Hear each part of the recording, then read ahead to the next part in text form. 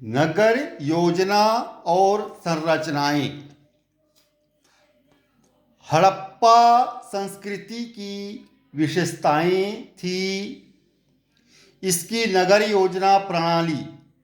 हड़प्पा और मोहनजोदड़ो दोनों नगरों के अपने अपने दुर्ग थे, जहां शासक वर्ग का परिवार रहता था। प्रत्येक नगर में दुर्ग के बाहर एक एक उससे निम्न स्तर का शहर था, जहां ईंटों के मकानों में सामान्य लोग रहते थे। इन नगरों में भवनों के बारे में विशिष्ट बात यह थी कि ये जाल की तरह विन्यस्त थी। हड़प्पा संस्कृति जो है, इसकी विशेषता थी इसकी नगर योजना प्रणाली।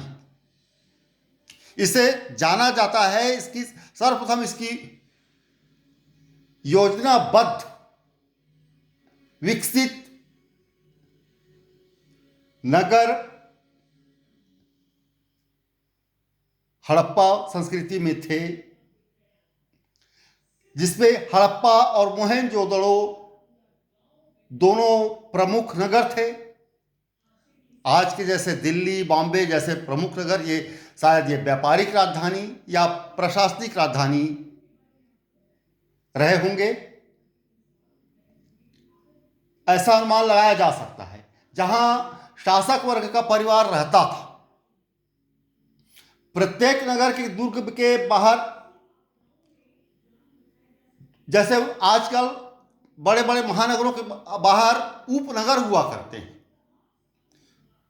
वैसे ही प्रत्येक नगर के दुर्ग के बाहर उनसे निम्न स्तर का नगर बसा हुआ था, जहां ईंटों के मकानों में सामान्य लोग रहते थे।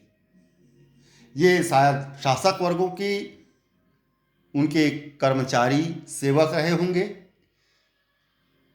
अथवा शिल्प, कृषि, हस्तशिल्प या दूसरे छोटे मोटे कर्म करने वाले, उनकी आवश्यकताओं की पूर्ति करने वाले, अथवा सामान्य प्रजाजन के लोग रहे होंगे। ये नगर जाल की तरह विन्यस्त थे।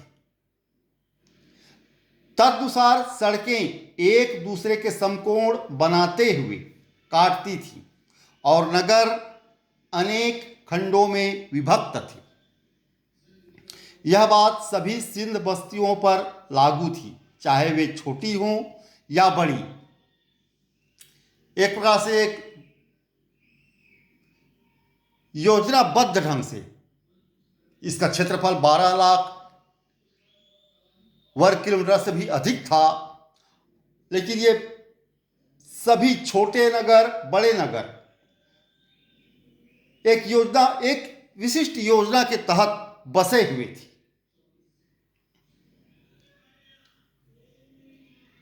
वे नगर छोटे भी होते थे, बड़े भी होते थे। बड़े बड़े भवन हड़प्पा और मोहनजोदड़ो दोनों की विशेषताएं हैं। इन दोनों जगहों में बड़े बड़े भवन हुआ करते थे। दूसरा तो भवनों में और भी अधिक समृद्ध है। यहां यह बताया गया है कि पता चलता है, ऐसा आभास होता है रिसर्च से, कि मोहनजोदड़ो में भवन और भी बड़े बड़े थे। शायद ये राष्ट्रीय राजधानी रहा होगा अथवा व्यापारिक राजधानी रही होगी।